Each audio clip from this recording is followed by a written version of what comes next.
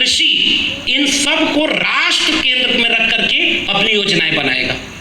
लेकिन 90 के बाद 9 उदारवादी नीतियां आई, उन्होंने ये तय कर दिया कि राष्ट्र अब नीति नहीं बनाएगा, अब इन सारी चीज़ों को प्राइवेट हाथों में धीरे धीरे भेजा जाएगा। और वो पॉलिसी आ गई LPG, लिबरलाइजेशन, प्राइवेटाइजेशन, ग्लोबलाइजेशन। अब उसमें हुआ क्या, मैं आखिरी में पॉइंट ये बात बोल करके अपने नियत समय में अपनी बात रखूंगा कि उसमें हुआ ये कि जो लोग कमेरा जाति के लोग थे, चौधरी छोटू राम कहा करते थे इस देश में 10% लुटेरे हैं और 90% कमेरे हैं। कमेरे मतलब जो हाथ से श्रम करके काम करते हैं, और उसी को रामस्वरूप वर्मा और जगदेव बाबू श्रमजीवी कहते थे। उसी को सबको मिलाकर मान्यवर काशीराम बहुजन कहते थे। उसी को मिला करके हम सब कहते हैं यह जंग आज भी 90% कमेरों और 10% लुटेरों के बीच है। अब वो जो 10% लुटेरे हैं ना, उन्हीं को पूरा 90% का हक बेचा जा रहा है। यही है निजीकरण, इतना ये निजीकरण। अगर 90% लोगों को 90% हक मिल जाए, वो है राष्ट्रीयकरण। मैं आसान भाषा में बता रहा हूं। तो 90 के बाद जब सब कुछ निजी हाथों में बेचा जाने लगा गया, तो उसमें सारी सरकारें दोषी हैं। उस समय जितने लोग कमेरा जाति के लोग थे जो हाथ से श्रम करते थे, कुम्हार, लोहार, बढ़ई, नाई, मोची, मेहतर, जुलाह, तमाम जातियां जो श्रम करती थी, उनके हाथ से तो धंधे खत्म हो गए। अब मशीनें लाई गई और उसके बाद ये सारे लोग बेरोजगार हो गए। तो राष्ट्रीयकरण का सवाल रोजगार से भी जुड़ता है। अगर आप पूरे देश को बेच देंगे तो व्यापारी का गुलाम बन जाएगा। उसे सस्ता श्रम चाहिए, वो सस्ते श्रम में ज्यादा मुनाफा कमाएगा और मुनाफा कमा के बैंक से लोन लेकर के एक दिन विदेश भाग जाएगा, एक दिन विदेश भाग जाएगा यहाँ का पैसा लेकर के। ये है निजीकरण। अब उसके बाद क्या हुआ कि जो बैंक था, LIC थी, रेलवे था, कृषि और वो बचा लिया किसानों ने थोड़ा बहुत। एक जो चीज जो सबसे खतरनाक जो प्राइवेटाइजेशन में बचाई नहीं जा रही है, निजीकरण में बचाई नहीं जा रही है, वो है शिक्षा। और वो शिक्षा के लिए उन्होंने एक नई योजना लागू की है, नई शिक्षा नीति। मैं चूंकि विश्वविद्यालय में पढ़ाता हूं तो इस बड़े मन से ये बात कहना चाहता हूं कि पूरे देश में ये बात जाए कि गुलामी केवल पेट की गुलामी नहीं थी, उन्होंने हमें मस्तिष्क से यानी सोचने समझने से गुलाम बनाने की साजिश रची, मानसिक गुलाम। और हमारे पुरखों ने हमें यहाँ कहा विद्या बिना मति गई, मति बिना गति गई, गति बिना वित्त गया, वित्त बिना शूद्र गया। और एक अविद्या ने जाने कितने अत्याचार किए।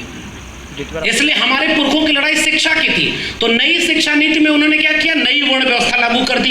ग्रेड C का विश्वविद्यालय होगा जिसको राज्य पैसा देगा, लेकिन वो एकदम दोयम दर्जे का होगा। उसमें किसके घर के बच्चे पढ़ेंगे, दलित पिछड़े आदिवासियों के।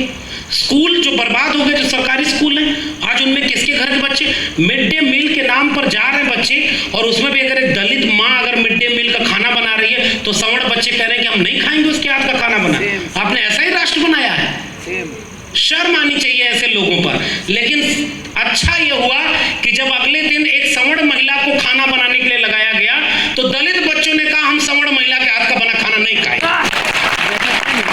बदलाव तो यहां से आएगा, आप ही हर जगह थोड़े ही ऊपर रहोगे। एक शेर है कि मैं अपने खौफ की हद पर खड़ा हूं, अंतिम है मेरी इम्तिहान की परीक्षा कि मैं अपने खौफ की हद पर खड़ा हूं, अब इसके आगे इम्तिहान तुम्हारा होगा।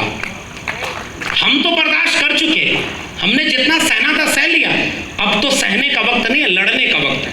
तो नई शिक्षा नीति जिसमें ग्रेडेड इनइक्वालिटी, आपके हाथ से स्कूल से लेकर विश्वविद्यालय बेच दिए जाएंगे और प्राइवेट हाथों में शिक्षा बिक जाएगी। तो अंबानी और अडानी के जैसे किसान समझ गए ना, उन्होंने तो अपनी खेती बचा ली।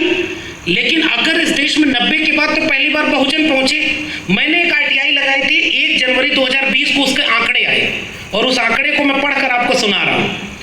98% प्रोफेसर जो OBC की पोस्ट थी वो खाली पड़ी है। 95% शेड्यूल्ड ट्राइब यानी आदिवासी की पोस्ट खाली पड़ी है प्रोफेसर की देश के केंद्रीय विश्वविद्यालयों में, और 93.6% पोस्ट शेड्यूल कास्ट यानी दलितों की खाली पड़ी हुई है। आप हिंदू बना रहे थे और हम चाह रहे थे प्रोफेसर बनना, तो ये कैसा देश बनाए जिसमें आपने हमें प्रोफेसर नहीं बनाया? ये सवाल है हमारा। और जैसे ही हमारे लोग पहुंचना शुरू हुए प्रोफेसर बनने के लिए, आप पूरी शिक्षा को निजी हाथों में बेच रहे हैं। नई शिक्षा नीति आपके बच्चों के हाथ से शिक्षा रोजगार दोनों के मौकों को छीन करके वापस उसी मनुस्मृति को लागू करना चाह रहे थे, जिसको हमारे पुरखे आज से 100 साल पहले आज ही के दिन जला गए थे। ये हमारे सामने सबसे बड़ा खतरा है।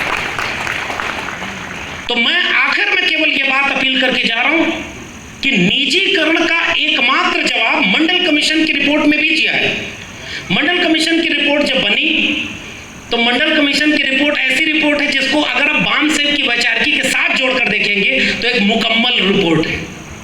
बामसेब सबकी 85% 90% वंचित शोषितों की आवाज का मंच है।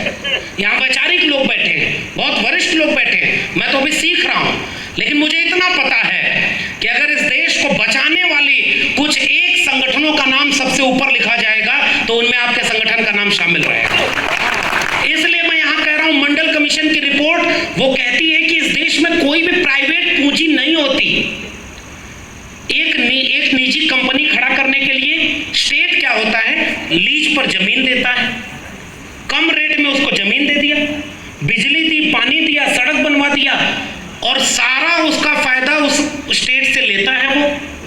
तो मंडल कमीशन की रिपोर्ट कहती है अगर किसी भी सेक्टर में 1 रुपया भी स्टेट का है तो वो प्राइवेट कैपिटल नहीं बची, वो निजी कुछ है ही नहीं। और इस देश में कहा जा रहा है कि निजीकरण हो रहा है। इस देश में अंबानी अडानी क्या अपने बाप दादा के घर से लेके आए थे पैसा? वो सब इन कमेरा लोगों का पैसा है जो लूट करके उन लुटेरों के हाथ में दिया जा रहा है। यही है निजीकरण। इसलिए मंडल कमीशन की रिपोर्ट कहती है कि इस देश के हर एक सेक्टर में जितना 85% 90% बहुजन आवाम है उसको 90% आरक्षण दे दो, निजीकरण रुक न जाए तो कहिएगा। निजीकरण रुक जाएगा उसी दिन जिस दिन आप अपना हक मांगने लगेंगे। तो ये जो मंडल कमीशन की रिपोर्ट जो कह रही थी प्रमोशन में रिजर्वेशन, प्राइवेट सेक्टर में रिजर्वेशन और प्राइवेटाइजेशन को रोकने की बात कर रहे थे, मुझे लगता है कि आज जिस दौर में सब कुछ बेचा जा रहा है, कोविड काल में आपने देखा ना कि कह रहे हैं सरकारी चीजें बर्बाद हैं, उसमें काम नहीं हो रहा है। उन्होंने मास्टरों तक को बदनाम कर दिया। मेरे अपने इसी साउथ इंडिया के रहने वाले हमारे दिल्ली विश्वविद्यालय के प्रोफेसर हैं, प्रोफेसर हैनी बाबू, भीमा कोरेगांव के मामले में उनको साजिशकर्ता बना करके जेल में रखा गया है। मैं यहां से कह रहा हूं कि इस देश को बर्बाद करने वालों को डर है, जो भीमा कोरेगांव की सेलिब्रेट करते हैं उनसे डर है, और जो खुलेआम हत्या करने और नरसंहार करने का बात कर रहे हैं उनसे डर इस देश को नहीं है। इस देश में शिक्षक प्रोफेसर जेल में है, और इसलिए जेल में है क्योंकि लोग आपके पूंजी को निजी हाथों में बेच रहे हैं।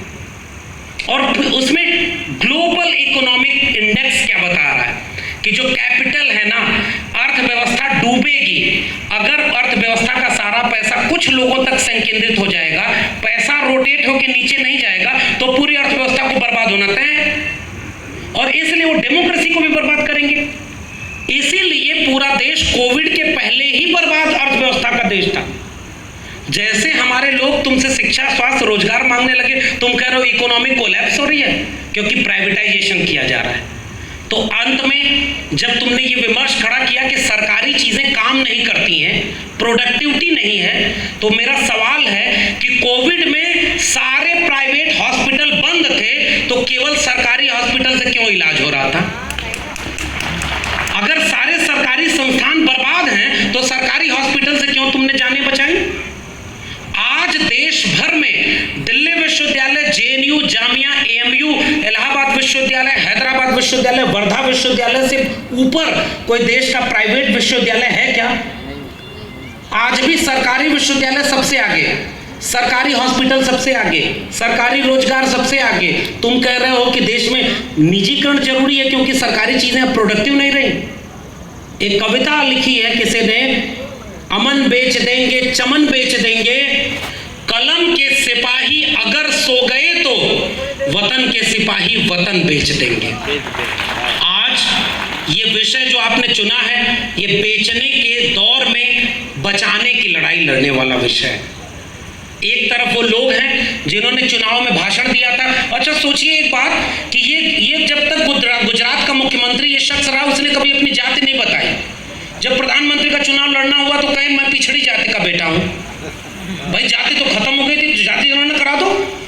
आप कैबिनेट मिनिस्टर बना रहे हो तो उनकी जातियां बता रहे हो कि 27 ओबीसी बना दिया, 12 दलित बता दिया, तो जाति जनगणना कराओ। और जाति जनगणना कराने के बाद एक तथ्य सामने आएगा कि इस देश में 1% लोगों के पास 73% लोगों का पूंजी जमा है। इसलिए ये निजीकरण उस पूंजी को अपने दोस्तों को बेचने की बात कर रहे हैं। इसीलिए उसने नारा दिया था कि वो बेच रहे हैं भारत को, मैं चैन से कैसे सो जाऊं, सौगंध मुझे इस मिट्टी की, मैं देश नहीं बिकने दूंगा। अब सब कुछ बेच दिया है। चाय बेचते हुए उसे किसी ने नहीं देखा, लेकिन देश बेचते हुए तो देख रहे हैं आपने। अब झूठ का व्यापार है। इसलिए मैं इस बड़े वैचारिक मंच से एक अपील करके जा रहा हूं। मैं आपके इस वैचारिकी में शामिल होकर के अपील कर रहा हूं कि अगर महात्मा फूले ने, डॉक्टर भीमराव अंबेडकर ने, डॉक्टर राम मनोहर लोहिया ने, क्योंकि राज्य समाजवाद की बात है, ऐसे ऐसे नमूने इन्होंने पैदा किए कि एक व्यक्ति संसद में एक प्राइवेट मेंबर बिल दे रहा है कि संविधान की प्रस्तावना में से समाजवाद शब्द को हटा दीजिए। आपने सुना होगा, समाजवाद शब्द को हटा रहे हैं और बामसेव अपने अधिवेशन में कह रहा है कि राज्य समाजवाद लाना होगा तभी ये देश बचेगा। ये है वैचारिक लड़ाई। राज्य समाजवाद का मतलब क्या है? समता, संपन्नता और सह अस्तित्व समाजवाद का नाम है। अपने जीवन के अंतिम काल में 1948 में एक अधिवेशन होता है लखनऊ में, backward classes league, depressed classes league का। उसकी अध्यक्षता करने के लिए बुलाया जाता है बाबा साहब डॉक्टर भीमराव अंबेडकर को। 1952 में एक अधिवेशन होता है डिप्रेस्ड क्लासेस लीग का, SC ST OBC तीनों मिलकर के EV रामास्वामी नायकर पेरियार को अध्यक्षता के लिए बुलाते हैं। और 1956 के आसपास डॉक्टर लोहिया और डॉक्टर अंबेडकर मिलकर एक राष्ट्र बनाना चाह रहे थे। मुझे लगता है कि वो जो अधूरा ख्वाब है जल जंगल जमीन की हिस्सेदारी का, वह ख्वाब यहाँ पर जरूर मौजूद होना चाहिए। जो समाजवादी विचार ने नारा लगाया था कि संसोपा ने बांधी गांठ, पिछड़े पावे 100 में 60, उसे बहुजन नायकों ने आगे बढ़ाकर कहा कि 100 में 90 शोषित हैं, शोषितों ने ललकारा है, धन धरती और राजपाट में 90 भाग हमारा है। यही लड़ाई राष्ट्रीयकरण और निजीकरण की लड़ाई है।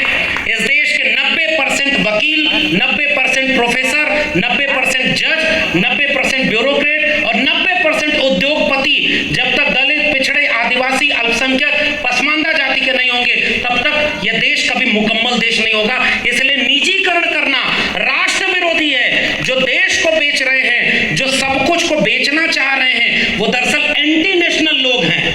उन्होंने खुद कभी एक ऐसा बेटा, कभी आपने बेटा बेटी देखा है जिसने खुद अपने जीवन में कुछ कमाया ना हो और बाप की पूंजी उड़ाते रहे? इस देश में पूंजी बनाने वाले लोग तथागत बुद्ध से लेकर के मान्यवर कांशीराम तक थे। उन्होंने पूंजी बनाई है, उनके श्रम से ये देश बना है। और आप उसे, जब उनके बच्चे शिक्षा, स्वास्थ्य, रोजगार मांग रहे हैं तो उसे आप निजी हितों में बेच रहे हैं। इस मंच से ये अपील करके मैं आपसे विदा लेना चाहूंगा कि अगर आने वाली पीढ़ियां ये सवाल करेंगी कि हमारी शिक्षा तुम्हारे सामने नई शिक्षा नीति के नाम पर निजी हाथों में, अंबानी अडानी के हाथों में बेची जा रही थी। खुला तो है दिल्ली के बगल में MIT university, Galgotia university, lovely professional university, उनमें देखिए एक भी दलित, पिछड़े